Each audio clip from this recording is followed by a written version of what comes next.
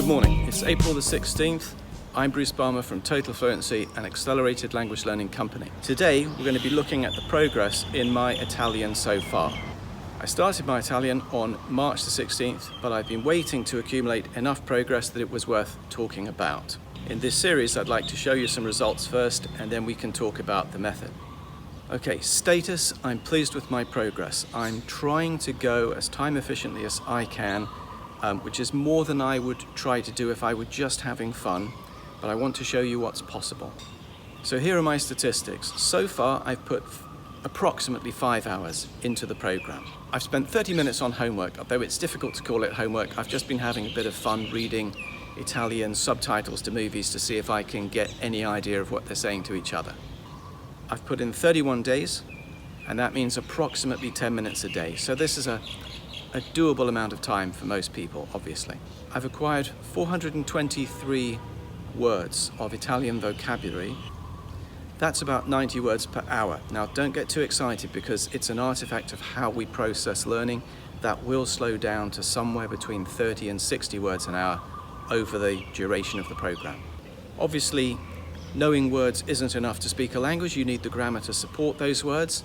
I've acquired 207 bits of grammar, and I'll explain more about that later.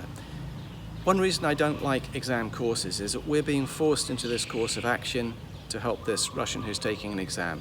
In my opinion, that is far too high a ratio of grammar to vocabulary given my personal preference, which is communication rather than perfection. Now, the words that you learn and the grammar you acquire are no use to you unless you can retain them.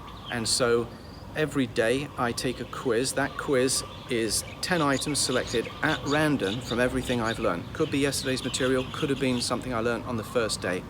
Absolutely anything, completely selected at random, so I can track the actual development of my knowledge over the whole program. I'm pleased to say that my quiz scores are still better than 90%. They're between 90 and 100% all the time so far. That's a difficult score to maintain. I'll try my best. But so far I'm 1/6 of the way through my journey in about 1/12 of the time. I'm happy with that.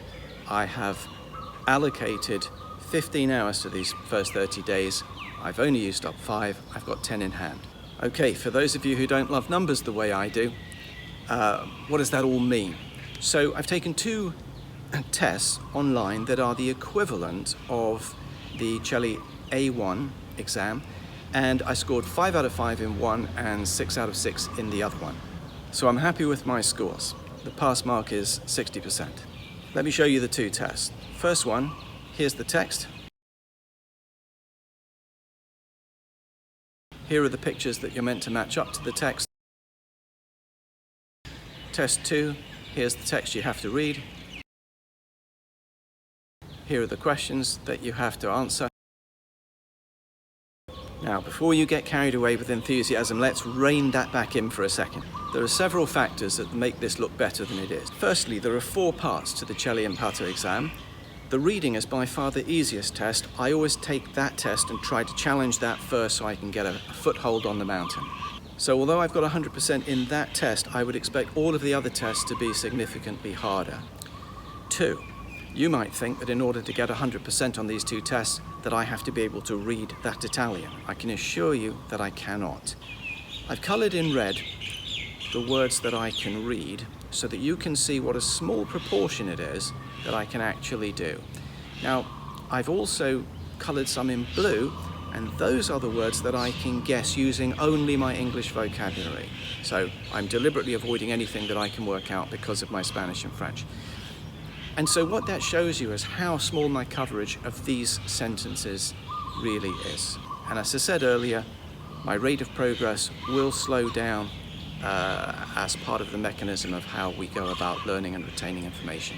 Tomorrow we'll look at some more interesting tests that you can create for yourself and that we like to create for ourselves.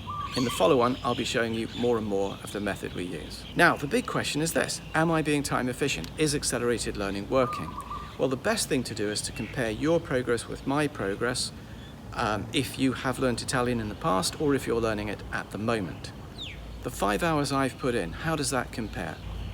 If you're in adult education, it's less than 3 lessons. If you're at school, it's less than 2 weeks. If you're at university, it's less than a day. If you're on a language intensive course, it's pretty much a morning. If you can't track the numbers of words and grammar things that you learn in order to make a comparison, you can look at these tests and ask yourself where you would be after 5 hours.